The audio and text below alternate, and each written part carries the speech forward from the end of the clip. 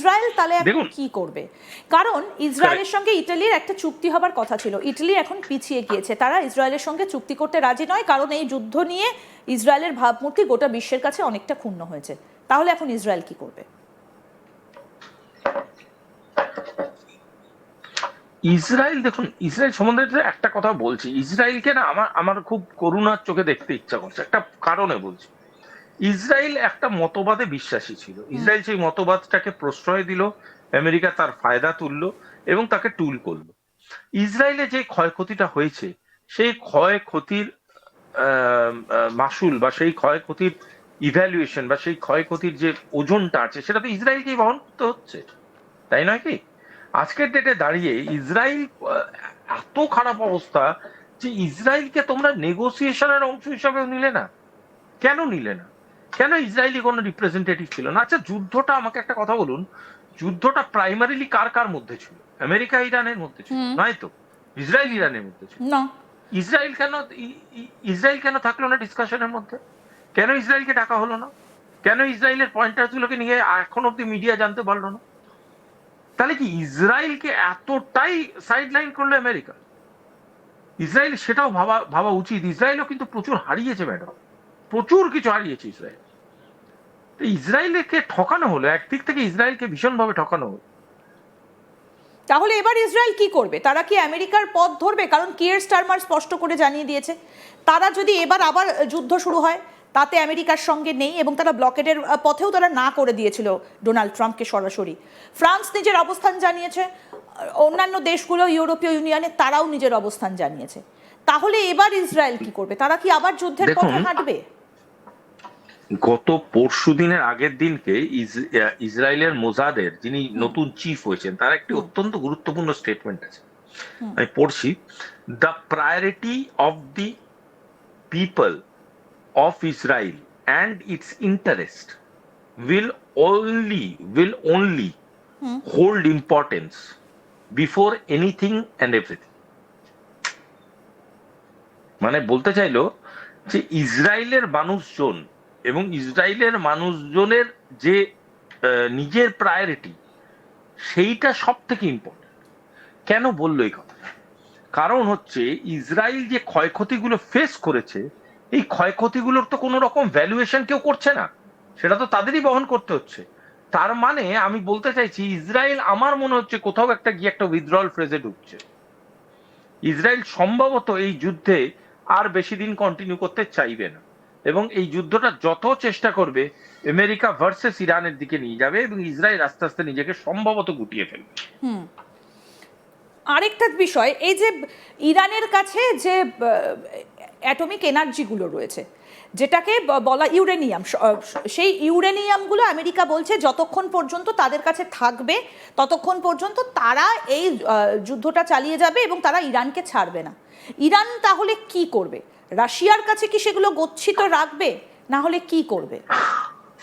না না, আমি আমি আমি এই এই টপিকটাতেই না আমার মনে হয় খুব হাস্যকর লাগে। আমি আমি ওরা বলছি, ধরুন আমার কালকে থেকে মনে হলো যে আপনার জুতোটা আমি পরবো, যতক্ষণ আপনার সবকটা জুতো আমি চুরি না করবো ততক্ষণ পর্যন্ত আপনাকে আমি জুতো পরতে দেবো। এক অদ্ভুত বিষয় নয়? আচ্ছা, ইউরেনিয়ামটা কি ওরা আমেরিকা থেকে চুরি করে এনে রেখেছে? ইউরেনিয়ামটা তো ওদের ন্যাচারাল একটা এক্সট্রাকশন প্রসেসের মধ্যে দিয়ে বেরিয়েছে, এখন ওটা ন্যাচারাল হোল্ডারশিপ। আমি যদি কালকে থেকে বলি আমার আমার কলকাতা শহরের বুকে যদি যতক্ষণ না স্ট্যাচু অফ লিবার্টি হচ্ছে আমি আমেরিকাকে স্ট্যাচু অফ লিবার্টি দেখতে দেবো না কাউকে, এটা কি হতে পারে? এটা কি মানে মানে মজা চলছে চারিদিকে? বলুন তো একটা কথা, হোয়াট ইজ ইউর রাইট? আমি বারবার বলছি, যখন গোটা পৃথিবীটা ওয়ার্ল্ড সভারেনিটি নিয়ে কথা বলছে, যখন গোটা পৃথিবীটা মানে গ্লোবাল সভারেনিটি নিয়ে কথা বলছে, তখন আমরা কি নিয়ে আলোচনা করছি? যে একটা একটা দেশ অন্য দেশকে লুটপাট করবে, সেটাকে আমরা কেন অ্যালাউ করছি না? একটা দেশ অন্য দেশকে লুটপাট করবে, কেন আমরা তাতে চুপ করে বসে আছি? ইরান কি মানে জয়নগরের মোয়া নাকি? চাট করে ফ্রিজ থেকে বার করলে আবার খেয়ে ফেল? এটা কি ইয়ার কি হচ্ছে? ইরানের ইউরেনিয়াম ইরানের সম্পত্তি, ইরানের যাকে ইচ্ছা তাকে দেবে, ইরানের যেভাবে ব্যবহার করতে ইচ্ছা করবে সেভাবে ব্যবহার করবে। Who is America to decide K uranium কিভাবে ব্যবহার করবে? কেন আমেরিকাকে সেই অ্যালাউন্সটা আমরা দেবো? কেন গোটা পৃথিবীটা আমরা আজকে চুপ করে এটা শুনবো যে এই জিনিসটা ঘটছে? কোথাও না কোথাও কি আমাদের তো মুখ খোলাটা প্রয়োজনীয়, আমাদের তো বলাটা এটা প্রয়োজনীয়, আমাদের তো আবশ্যক এটা। আমরা যদি আজকে চুপ করে এটা সহ্য করতে থাকি তাহলে তো এর কোনো ভ্যালুয়েশন আসে না। এর পরিণতিটা কি হতে চলেছে? ডোনাল্ড ট্রাম্প কি তাহলে ইরানকে আবার অ্যাটাক করবে, নাকি এবার আস্তে আস্তে তারা পেছনে হটবে? এক্ষেত্রে পাকিস্তানের ভূমিকাটা আমি একটু জানতে চাইবো, যে ইসলামাবাদে কি আবার দ্বিতীয় শান্তি বৈঠকে কোনো রকম কোনো পথ খোঁজা হবে? দেখুন, এই একটা সিরিয়াস আলোচনা চলছিল, এর মধ্যে আপনি হঠাৎ করে পাকিস্তানের বিষয়টা আনলেন। আমরা শেষের দিকে হাসি ঠাট্টার ব্যাপারটা রাখলে ভালো হয়, মাঝখানের দিকটা আমরা একটু সিরিয়াস ডিপ্লোমেসি নিয়ে আলোচনা করি। পয়েন্টটা হচ্ছে, পাকিস্তানের মতো একটা বিষয় নিয়ে না, পাকিস্তান তো কোনো বিষয় না, একটা হিউমার। হিউমার সবসময় দেখবেন সিনেমার শেষে থাকলে খুব ভালো লাগবে, সবার একটা হ্যাপি এন্ডিং হবে।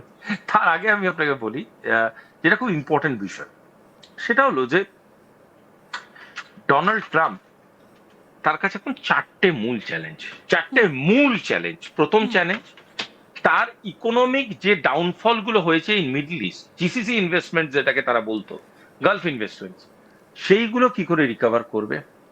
দ্বিতীয় বিষয়টা ভীষণ ইম্পর্টেন্ট, সেটা হলো তার যে এনার্জি লস গুলো হয়েছে বা এনার্জি রিজার্ভস এর লস গুলো হয়েছে, সেই লস গুলো কি করে তারা ভরপাই করবে। তৃতীয়, তার যে মিড টার্ম ইলেকশন আছে, সেই মিড টার্ম ইলেকশনে গোটা American response towards Donald Trump, সেটা কিন্তু খুব একটা সুবিধাজনক না, সেটাকে কিভাবে রিকভার করবে। এবং সব থেকে ইম্পর্টেন্ট বিষয়, গোটা পৃথিবীতে ইউনাইটেড স্টেটস অফ আমেরিকার যে ইমেজটা তৈরি হলো, সেই ইমেজটা কিভাবে ইঞ্জিনিয়ার হবে। এই চারটে বিষয়ে ডোনাল্ড ট্রাম্পের রাতের ঘুম কেড়ে নিয়েছে। এই চারটে বিষয়ের জন্য ওনারা একটা মুখের উপরে পর্দা তৈরি করতে চেষ্টা করছে। সেই পর্দাটা হলো ইসলামাবাদ টক্স। যে ইসলামাবাদ টক্সে মুনিরকে এবং শরীফকে, দুজনকে ডেকে এনে রীতিমতো একটা হিউমারাস পদ্ধতির মধ্যে দিয়ে একটা টক্স করানো হয়েছে, যার হোটেল বিল কে দেবে তার ডিসিশন এখনো হয়। কেন ইমাজিন, আমরা একটা সিরিয়াস, আমি কেন বললাম আপনাকে এটা একটা হিউমার, এটা আমরা কথা বলছি ডিপ্লোম্যাটিক স্ট্র্যাটেজিক সেকশনস গুলো নিয়ে, আর এখানে হোটেল বিল দেওয়ার কে দেবে তা ঠিক করেনি।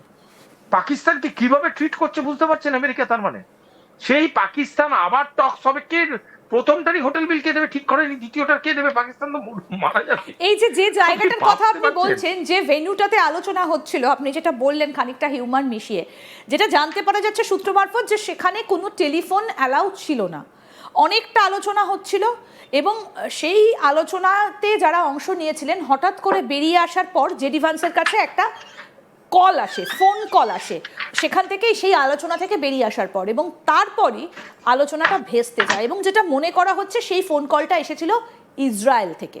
তাহলে কি ইসরায়েলের হস্তক্ষেপে আলোচনাটা এগোলো না? এই যে আপনি একটু আগে বলছিলেন যে সেই বৈঠকে কেন ইসরায়েলকে ডাকা হলো না, তাহলে কি সেইভাবে ফায়দাটা তুললো ইসরায়েল? দেখুন, ইসরায়েলের আলোচনাটা ভেস্তে যায়, ইসরায়েলের কারণে কি কারণে না সেটা আমি আপনার দুজনের কাছে ধোঁয়া, কিন্তু এইটুকুই আমি আপনাকে বলতে পারি, যদি সেটা হয় অবাক হবার কিছু নেই। কারণ ইসরায়েল তো নিজের ইন্টারেস্টটা দেখবে নাকি, দেখা কি ন্যাচারাল নয়, দেখা তো উচিত।